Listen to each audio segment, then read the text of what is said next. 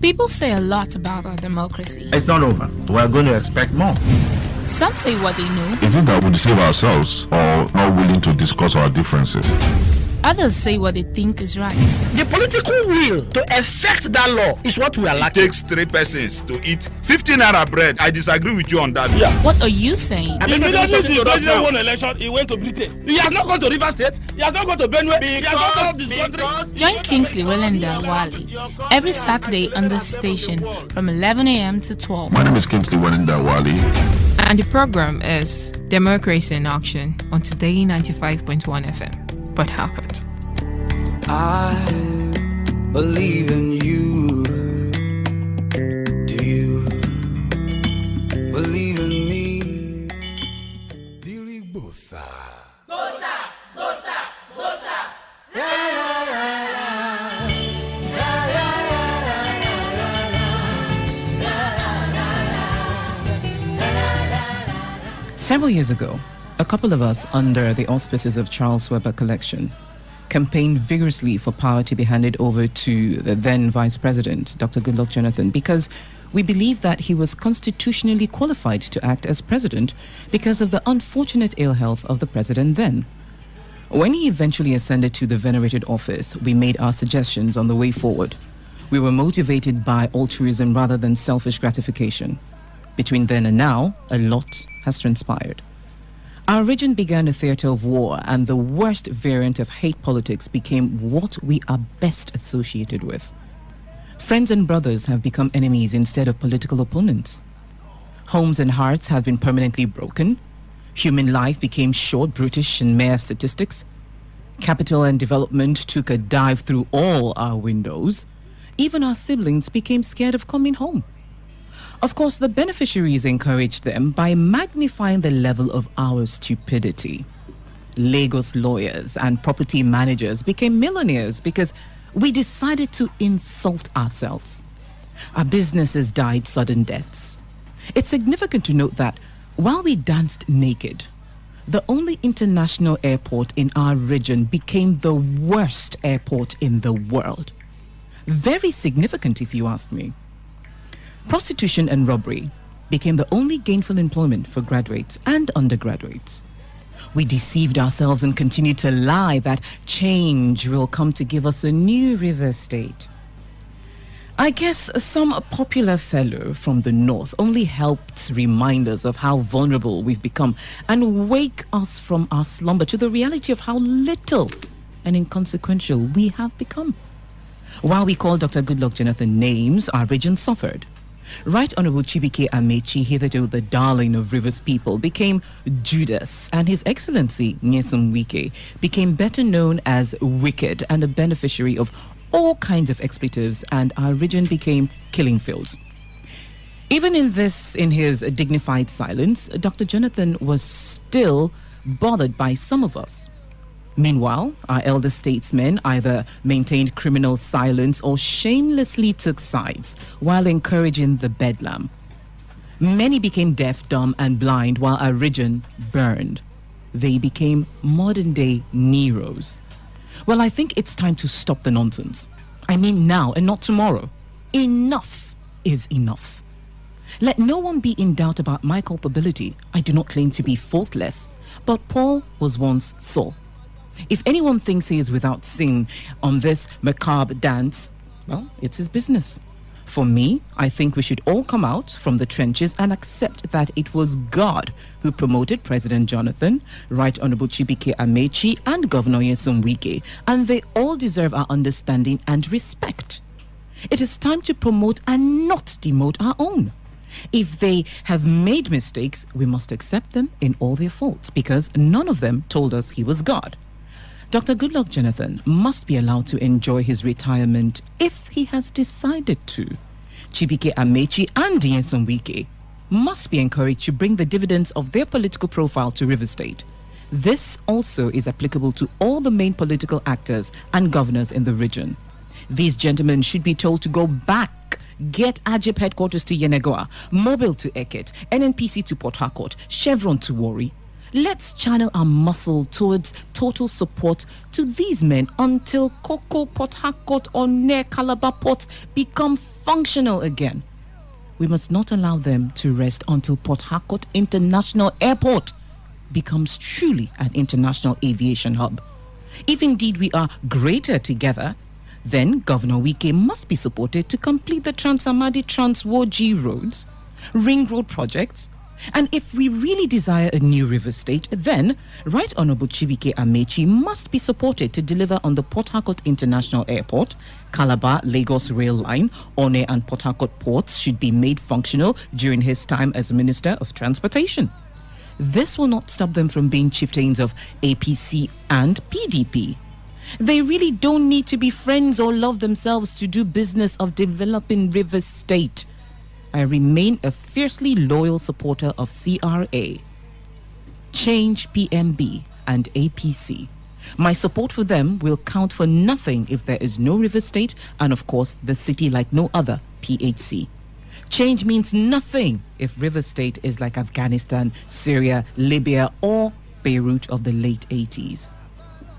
And for all the social media warriors, I have only one advice for you. It's called social media, not hate media. Use this platform to create the River State, the Niger Delta of your dream and not a nightmare. Show respect to Dr. Goodluck Jonathan, PhD, GCFR, Right Honourable Chibuike Amechi, CFR, His Excellency Governor Wike, Nyesom Wike, I beg your pardon. They all are our own. Respect our own and support our own. Diri Bosa.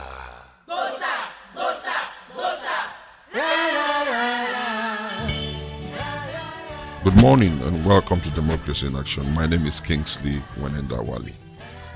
For the past 5 weeks, or 5 editions of Democracy in Action, we've principally been discussing peace in Rivers State, how politics has overrun every aspect of our life, and then we've had a situation where basically there's been so much violence, either violence or real or threat of violence or real violence, and our people have been very disturbed about it. Yes, we felt we've talked about it, we've talked enough about it. We've gotten people to come to radio station to come and discuss River State and peace in our land, and the desire that peace should be brought back to Port Harcourt and brought back to River State. A situation where people don't just kill, the most gruesome acts of murder are now taking place in River State. I remember in one of the editions we talked about the state of unshockability that we have been transformed into, where we no longer shudder at the sight of blood, of gruesome murder. Heads are now beheaded and displayed actually, and our people have been very worried and very disturbed. But people hear different views, and I believe that the high point of our discussions was when we were able to bring Apostle Zili Agri to our program. We had very useful discussions with him, and we got to the point where he made a pledge, and that pledge was that as a Port Harcourt boy, he was going to do everything and anything possible and necessary to make sure that Port Harcourt is safe again, safe for us to socialize, safe for us to live in, and safe for us to do business, to avoid the massive exodus that is taking place in River State. Because the exodus that's taking place in River State is not even the exodus of the so-called investors or even people from other parts of the country who are living in droves, but the exodus of even people from River State who no longer find Port Harcourt a safe place, or even River State a safe place to live. Because violence has left Port Harcourt and gotten into the rural communities where it's even more brazen than even Port Harcourt. So what we are saying here is, Apostle Zili Agri came here and made a vow. So we decided that this morning, all we are going to do is to play back the profound statements made by our guests. Of course, with the statement by Zili Agri as a highlight of our discussions, and our desire that it was time to move forward in the sense that we'll be discussing what do we need to do to get Port Harcourt back on track. not blaming people, not saying this person was this person did this person did that. But this is what we need to do. We need to create the enabling environment for peace to reign in our land. We need to create the enabling environment for business to thrive. We need to create the enabling environment for commerce to be brought back to Port Harcourt. But we're thinking here on Democracy in Action that it's not just about Zille Agri. It's not about just people who come to radio to talk. What about you?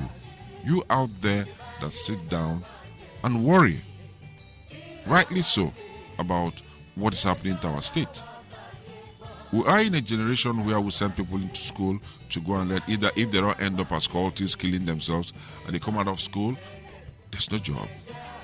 They become ready tools for people who must get to power by all means. So even if you had the opportunity or you had the benefit of a child who went through school, he comes out and then he's doing what he didn't go to school to learn. Of course, I'm sure that no school teaches you how to kill people. And when you're dealing with people who are educated, who get into crime, it's a very difficult thing to handle. So we're saying, you that you're there complaining, what are you doing? What do you intend to do to ensure that crime is cut down to the barest minimum? Yeah, it's so easy for you to say, oh, politicians did this, politicians did that. But don't forget that politicians get people from a pool. There is no primary school where people are taught to be thugs. There's no secondary school where people are taught to be killers. We're in a state now where it is very fashionable to behead people.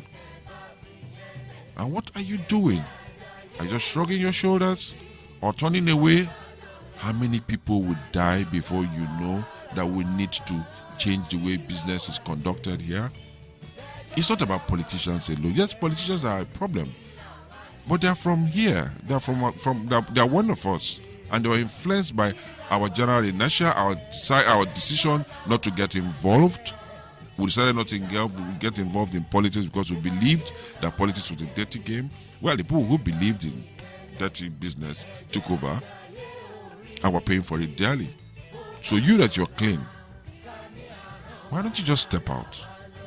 Say to yourself, like Apostle Zille Agri said, I am going to do something. I'm going to be that change agent, that person who's going to do my bit to transform this state. And stop being partisan. And stop blaming people. The blame game will not do us any good. We need our Port Harcourt back. We need this city back. We need the water glass boatyard back. We need Michelin back. If you go to Tatamadi, all the warehouses and industries there have been turned to where people go to store imported goods. No manufacturing is taking place in Port Harcourt any longer. Our refineries are practically, of recent, something is being done about the refineries. What about seaports? What about other businesses in Port Harcourt? Everything comes from the outside. You want to holiday, you go to outside. All you do is to come to Port Harcourt for ceremonies, burials, weddings, the things that you can't avoid. You don't think about Port Harcourt and think about socials any longer. Even the nightclubs are dead. So what are we doing? What are you doing? Are you ready to do your bit? It's not about government. It's about you and I. If this town is destroyed, the people in politics, the people in power will only move on. Quite a number of them have houses all over the place, either Calabar, Abuja, or Lagos, or outside. So we're saying that we should stop the blame game and begin to do our bit for River State. Stop the exodus. Let us discuss. Bring up your ideas. Let us discuss how we can get our state to the next level. Port Harcourt can do it. You can do it if only you decide to think less about the temporary comfort you are enjoying from the wrath in the system. And this is the more reason why we spent this time talking to you, appealing to you. be part of the campaign. Get up, stand up for River State, stand up for the Niger Delta. We shouldn't be associated with militancy, just agitations. No. It's irritating enough that today, rig workers have to fly to Lagos, picked up by choppers to rigs, and for that same reason that the bulk, or say 50% of the revenue that should be coming to the Niger Delta states are going elsewhere. There is no justification for Ajib to be operating in Lagos as head office. Just for the same reason President Obasanjo turned in one quick decision said MP had no business in Abuja, and NPC has no business in Lagos. Why should Chevron be operating from Lagos? Make no mistakes about what we're saying here. We're not saying Lagos should be dead, because I'm sure we can equally all be part of this whole enterprise. Lagos cannot be growing, or the rest of the country cannot be growing at the expense of the goose they say that lays the golden egg. Let us stop the agitation. Let us stop being too defeatist. To always complain is the height of defeatism. We need to say we can do this and show the world that we can actually do those things. Let the government do the bit they have to do, and let the people too do what they have to do. Security, it's a community thing. Development is a community thing. I just leave by saying that, like Hillary Clinton said, it takes a community. Are you willing to be part of that community? Like Eugene Bell once said, Our Excellency, just bring back commerce. And if we bring back commerce back in Port Harcourt, we are sure that things will turn around for the better. Sit back, relax, and enjoy Democracy in Action this morning. God bless you.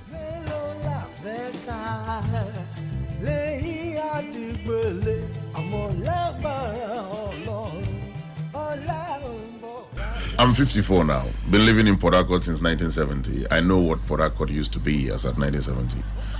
And the Bible says a good man leaveth inheritance for his children's children. Mm-hmm. And so today, what inheritance are we, our generation? What are we leaving for our children? You know, so the Port Harcourt we met, did we improve on it and then we want to now hand over to our children? Or the Port Harcourt that we met, we couldn't maintain it and we allowed the Port Harcourt we met to degenerate to a level where we are today? So relatively, I'm not happy, but I'm also happy that there is hope because there is life. This nation fought a civil war for 3.5 years, and yet the economy did not collapse.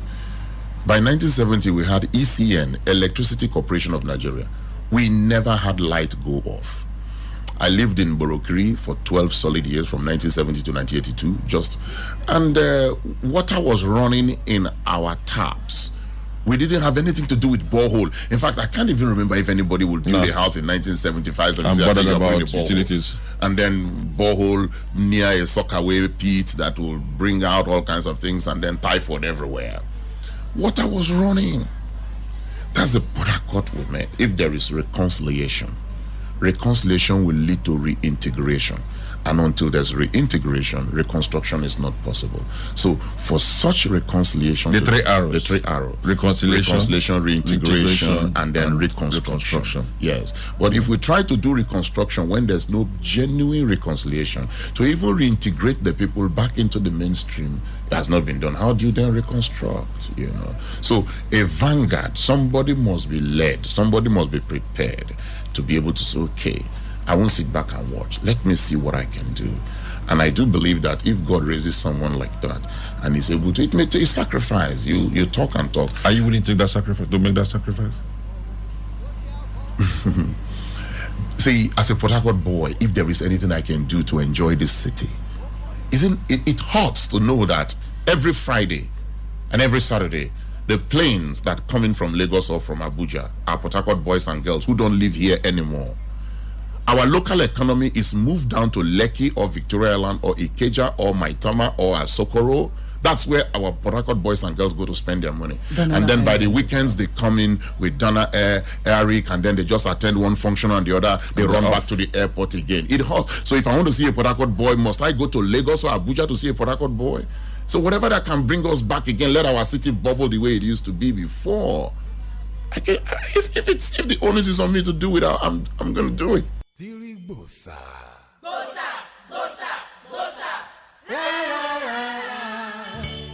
Obina, you just heard Pastor Zille agree. He took up the challenge.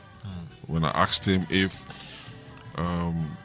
in specific terms, what he was willing to do, what sacrifice he was willing to make to ensure that we moved on as a society and as a people. Because in the last couple of weeks, we've had this conversation, what we call the peace conversation. We've been blaming ourselves, blaming others, but we've gotten to the point where we're now saying, what do we do to get out of this? Where we are, really. It's no longer the blame game, it's a doing game. What do we do? And you just had Zille Agri say, whatever I'm going to do to let Port Harcourt have its old groove back. And I'm thinking that who are the people there who are willing to step out and say, okay, we've had enough. Gentlemen, ladies, this is what I think.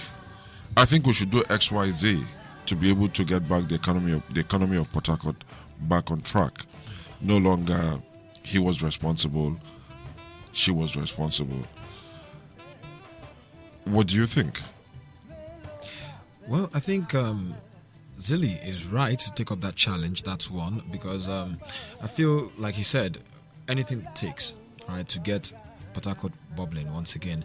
And I think the onus lies on the people, all right, because it's high time for we wake up and say, okay, we're not going to be tossed to and fro like the wind anymore. Okay, I think that we must have a direction as a people. Now, the sad part of it all now is that as a people, we need leaders, right, to at least give us a destination in mind, or put a destination in front of us before we now begin the journey. And I think it boils down to us as a people saying that we don't like our sons bearing arms anymore. We don't like our daughters, okay, sleeping in one house because they are too messed up to even know what is happening around them as a result of taking one drug or the other, or one banned substance or the other. We want a situation whereby people would step out. People would step out say and shun enough is evil, enough. basically. Because if you look at the average scenario playing out in Rivers State, as long as it's not my child perpetrating the act, I'm fine with it. Vis-a-vis how it used to be before, when you, as a young lady, you're dressing out and you're going out with your skirt a little bit above your knee, your neighbor calls you by your name and asks you, where are you going to? Like this. Like this. And I think it's high time also parents begin to understand that when your neighbor says that your child did something bad, it's not that the neighbor is trying to kill your It's child. an indictment on the family. It's not an indictment. But like Hillary Clinton would say, it takes a community. It takes a community to rest. And Zille has just said, I'm willing to take the challenge. And we're saying here that it actually takes a community. Yeah. Zille is one person, where the other people Absolutely. shouldn't be doing rather than yapping. Of course, I do remember, okay, that there was an instance as a child, I engaged in the physical combat with someone. Before the news got to my mom, I had like 3 brushes in quote on the street that disciplined me well enough, took me home, and the fear of the fact that they were going to tell my mother was going to kill me, because my mother would in front of them say thank you, give them food, and beat me in front of them. So with that, after that experience, I told myself, if you tell me, Obina, you are stupid, I'll tell you thank you. All right? And I knew better. I knew not to engage in physical combat because there were so many underlying factors, and it shaped me and made me the man I am today. Now, So the community made you. the community also they played an No, important it was role. the community because don't forget you said you had yourself mixed up in a spot and then you got physical. Yeah. Before you got home, 3 people who were probably not directly related to you all. felt they owed you a responsibility.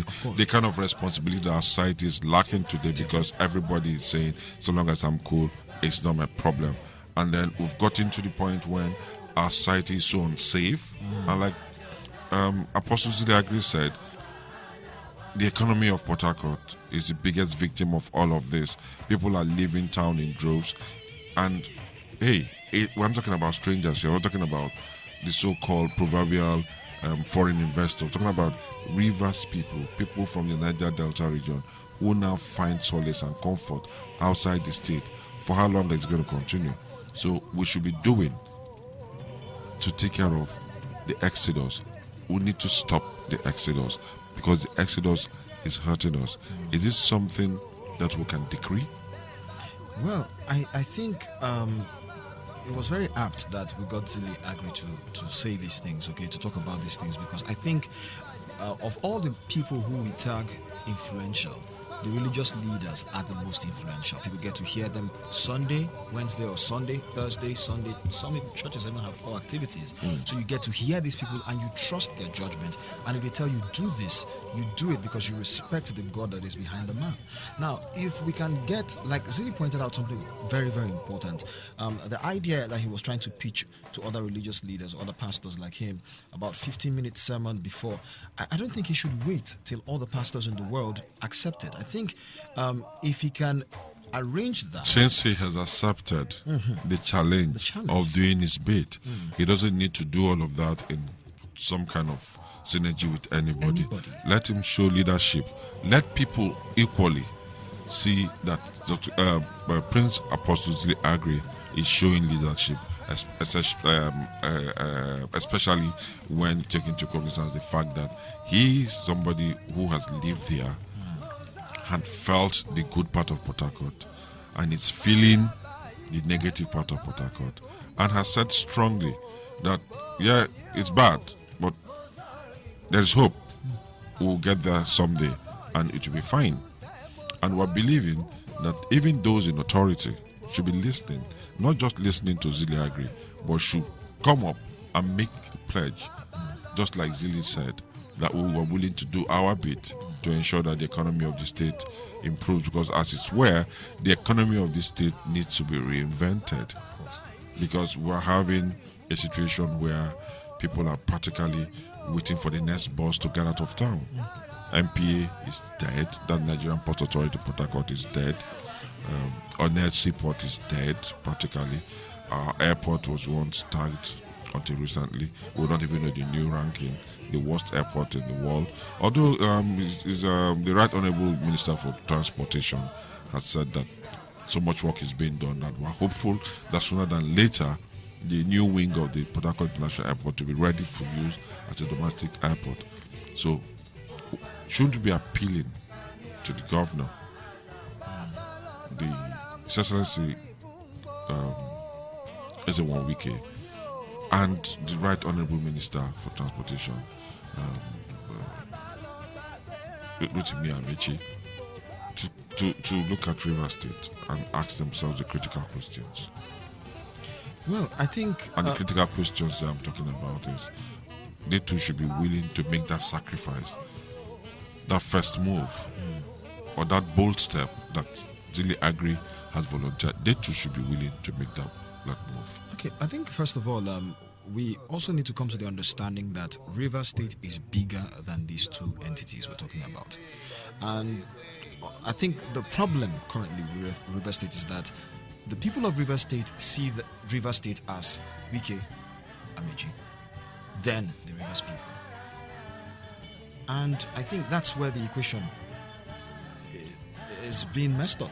Because I want to believe that if the people of Rivers State, okay, are seen as the people of Rivers State, because when you say Rivers State, the average person in Lagos, the first two names that come to their minds, Wike, Amechi. Well, that has to do with profiling. Profile, of course. It has to, because when you talk about Lagos, you don't talk about Fashola or Ambode. You don't talk about Tinubu. Of course. Those are things, names that come up in the course of discussing.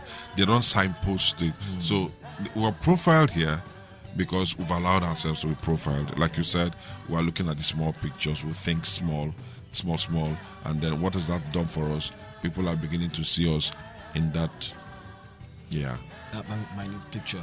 And I think just to take a bit from the Zili Agri idea, now I think that what we should do is, since our leaders don't want to lead by example, let us lead by example. That's what Zili has offered. Now, so I'm saying that who are these other people out there who are grumbling in their bedrooms, who are grumbling in the at the bars, and then possibly in their comfort zones?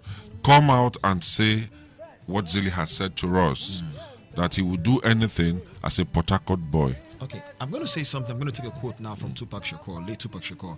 He said, his mom just died. Yeah, Feni Shakur, God rest his soul. He said something, all right, that I may not be able to change the world, but I will spark a movement that will change the world. Now, looking at the situation now, he has said that he has this idea and he can do this. And let's say he has a crowd of, or a congregation of 100, and out of 100, 10 people are irked by what is happening in River State, and he puts that sermon out and says that there is a plan to take this thing to all of the media houses. Okay, like you remember the anti-Boko Haram thing that was trending at some point in time. Okay, get people involved. Say, please, if you want to follow this movement, go to www.facebook.com. Let people of like minds who want to follow the movement, who want to sponsor the movement to transform River State, come there. If you 5 naira, 10 naira that you want to this is a movement. It's supposed to be non-governmental. It's supposed to be a movement by the people for the people to transform River State. So I think if you can start by having Zili put this thing out there, let people like us that know about it, okay, say like what Jennifer said, right?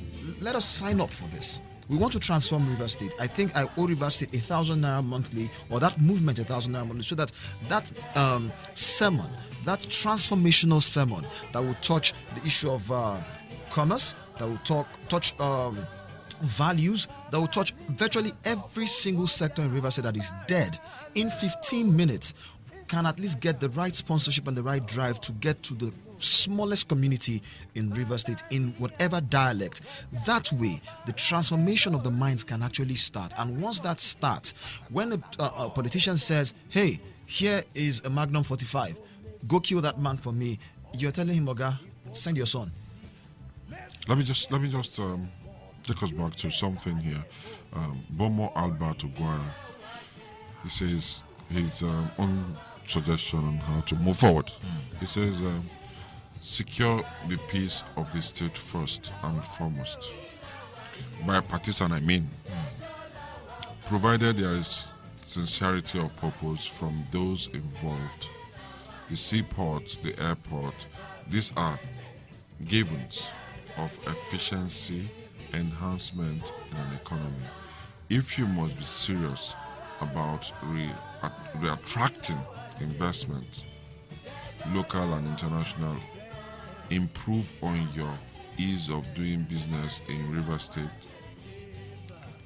profile, improve on infrastructure, especially transportation, logistics between Port Harcourt and the suburbs, especially the riverine area.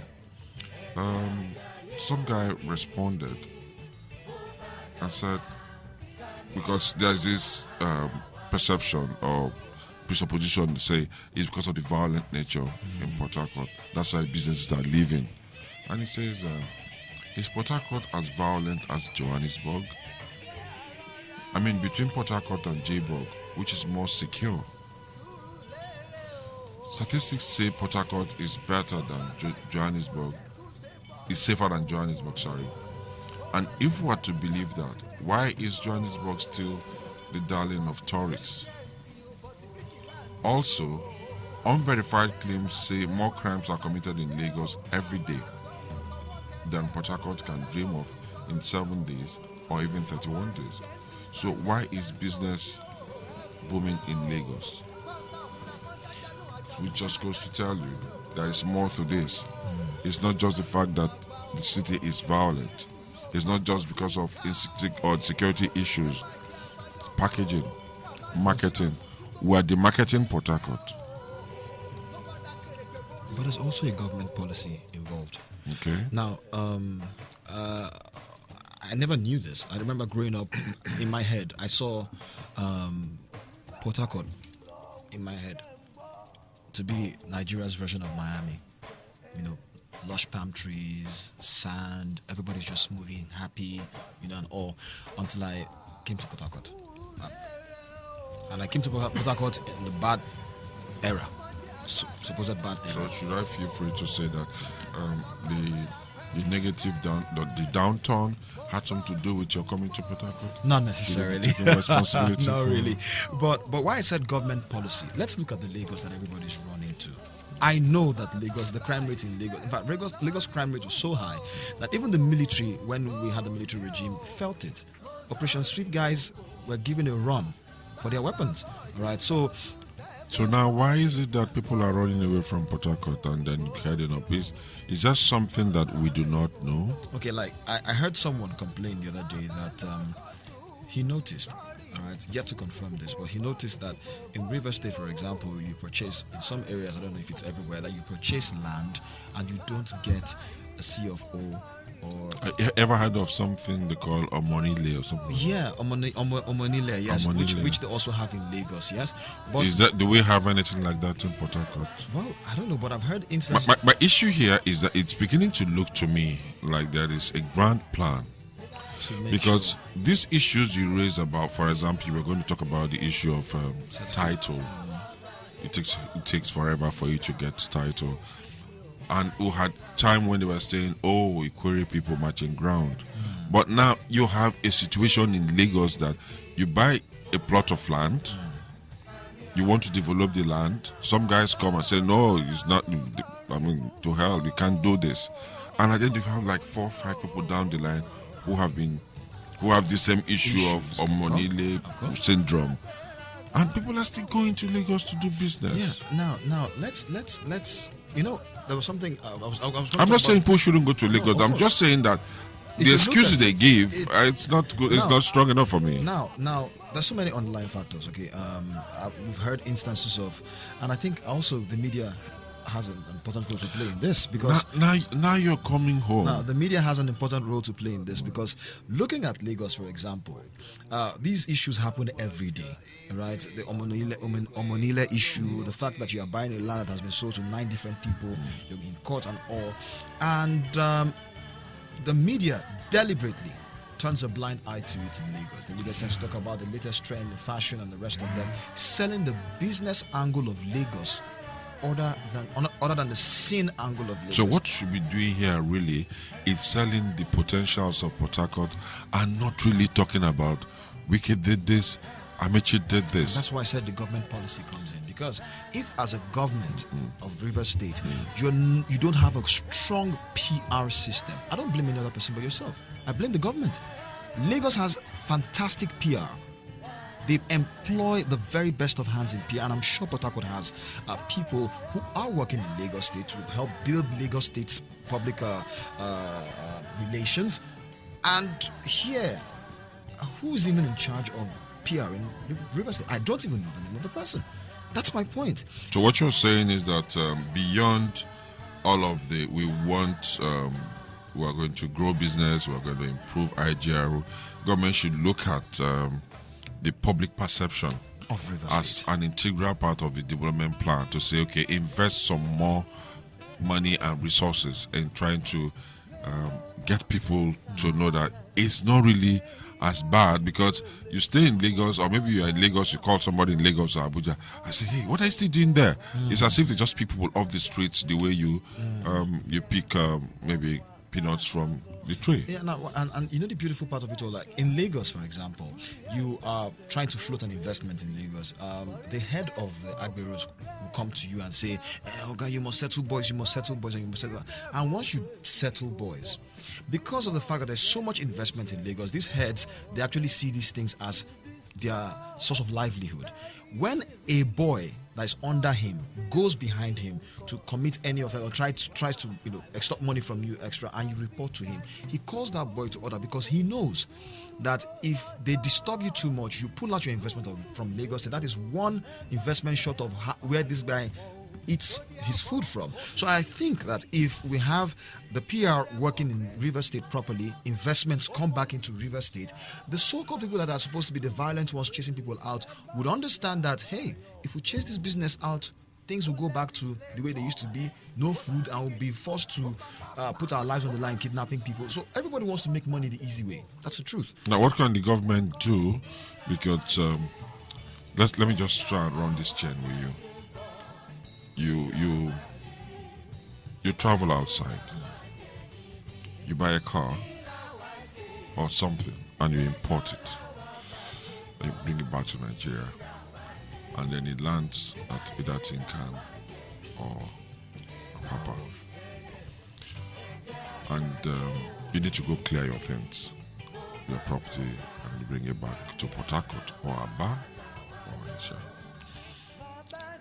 You will go to Lagos, you will sleep in Lagos, you will hire a cab in Lagos, you will go to the buka somewhere around the port to eat. All the levies you will pay in Lagos. Just yesterday or the day before, we found out that over 50% of those in the oil industry actually pay their taxes to Lagos state government. So, should we say it's a deliberate attempt by government to ensure that certain places are put down? Why wouldn't we just allow the Port Harcourt ports to work? Because you don't have an option. The business climate in Lagos is not as friendly. Because you pay for everything. In fact, what is remaining is for you to pay for the air you breathe. But people are still running into Lagos. It's not as safe as you probably wanted to. Even as mundane as traffic. You hear people say, Port Harcourt, so much traffic. It's nowhere near. Port Harcourt is nowhere near one. Do you understand of Lagos? And people still want to go to Lagos, and they say they are safe there. Is it just PR? Or something more deliberate? Because if you have the ports all working in Lagos, imagine the sheer numbers of people employed by that port economy. Okay, yeah, PR one thing. To the government in the state having the political will to do the right things. You do remember a certain time where Lagos had the issue with the Central, where they were not getting the allocation, and Lagos moved on. Regardless of the fact that the governor also was trying to prove that Lagos was not a non-entity. Lagos could develop on its own. Lagos could create. Lagos could make a lot of money, which they did. All right, we never heard all throughout that period Lagos dropping in their IGR ratings. They were number one. Until now, they're still number one, almost pursuing. Because the economy is booming. Now. You're forced to do business in Lagos, not because you wake up to actually do You're business. forced to do business in Lagos because I remember too well when General Obasanjo took over as head of state and president. One of the first things he did was that he moved them. He said, "What is MPA headquarters doing in Abuja? Where is the water? So what is an MPC headquarters doing in Lagos? Why do you have Chevron headquarters in Lagos?" That's it. Why I said now this is where the government comes to play. If as a sitting governor, right, we say that the government should protect the lives of the citizens and the properties in the state. Now, the crude oil, for example, in Rivers State, although yes, it's owned by Nigeria, but it's coming out from the state. And how do you protect the interest of the crude oil if you cannot demand? And now, some people will say that it's not possible. That's why I talked about the time when Lagos had the issue with the federal government. It is possible for a state governor to rally the people of his state and cry with a loud voice to ensure that some things are done. For example, the issue of the ports. I see no reason why the Port Harcourt itself is not working, because the name Port Harcourt is actually Port Harcourt. So the sabotage is beyond Rivers State. Yes, but I believe also that the state on its own can make a loud cry. Or do something more definitive to Of course. create the enabling environment for people to come do business here. Business here. And that includes propaganda. Of course. Propaganda can be good and be bad at the same time. Thank you.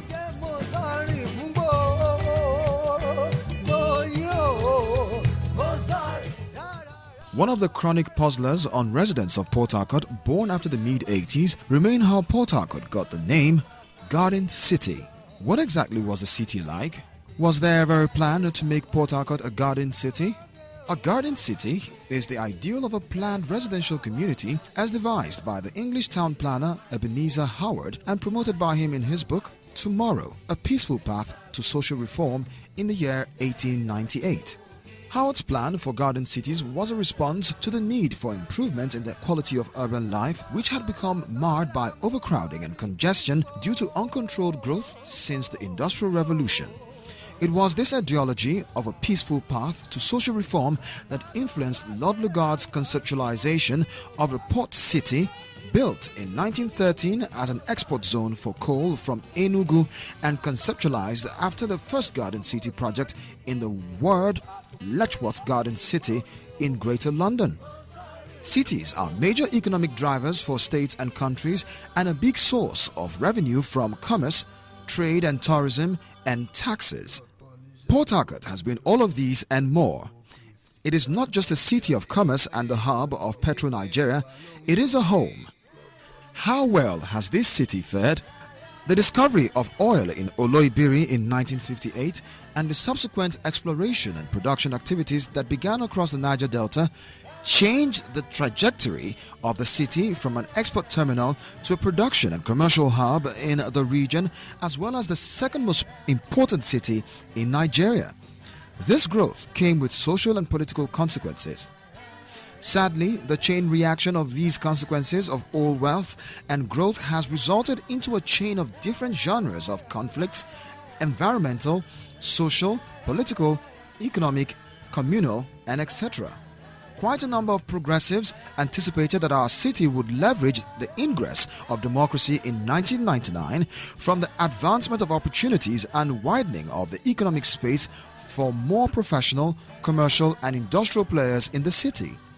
But this has not happened. What we have since 1999 on the aggregate, despite seasons of national economic prosperity, is a sharp decline in the city's capacity to incubate and nurture economic opportunities and some sort of internal exodus. In the past 15 years, quite a number of oil and gas companies have moved their sensitive operations, assets, and expat staff from Port Harcourt to Lagos. In the same period, the rising insecurity in the city has forced the diversion of several major investments from the city to Abuja, Calabar, and Lagos. This has had a crucial impact on some of the most viable segments of the city's economy, especially real estate. The situation in the Garden City has worsened with a sharp drop in revenue, depressing austerity, economic quagmire, and the moral indebtedness of our elite politicians. The nub of the Port Harcourt story is that something has changed and there has been a persistent decline in investor confidence in the city, especially due to the quivering security climate induced by communal conflicts, court clashes, and political tensions. Curiously, despite the loss of employment and economic opportunities, the population of Port Harcourt is still growing at geometric progression. The outcome of this tacky equilibrium is predictable: increased unemployment, a pool of willing youths available at every evil beckon, and crime.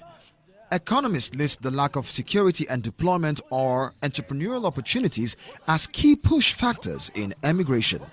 That means that a key need of citizens is security and livelihood, and if their current location is unable to satisfy these needs, they'll relocate. Unfortunately, the issues that have bedeviled cities like Port Harcourt have also affected other key oil-producing capitals in the Niger Delta. So, even when a potential opportunity leaves Rivers State, it finds no place in the neighboring states but Lagos. And for already wealthy individuals who consider the state not safe enough for their families, they simply migrate to Abuja or out of the country. Now, these people who decide to leave are not strangers. These are people who call Port Harcourt home, and there is no guarantee that they will return. This is the kind of movement that shapes an entire generation so mildly but steadily that we do not recognize until a little Ikwere boy who left the city with his father returns a decade later speaking another Nigerian language so fluently but is barely able to greet or respond in his own language. Businesses are like snowbirds. Every year, there is an exodus of snowbirds from colder climates of the northern United States and Canada, and they migrate southward in winter to warmer locales such as Florida, Texas, and California. In our case, these businesses need a stable economic climate, at least a place where they are sure of the security of their lives and assets, and a space where free businesses can thrive. It is time we start talking about the things that matter and preferring solutions to these challenging issues that portend immense jeopardy if not nipped in the bud. All stakeholders must say their lot and do their bit. Our traditional rulers, elders, statesmen and youth must all first accede that the ship of state has endured enough turbulence from the political tempest of the past, and the time to reset the compass is now. As the entire nation suffers from the pangs of insecurity, people and businesses are moving to regions of considerable safety, and it is up to our people and our state to reconfigure the mechanism that will bridge the gap for a peaceful path to total recovery. This is in our best interest, and now is the time.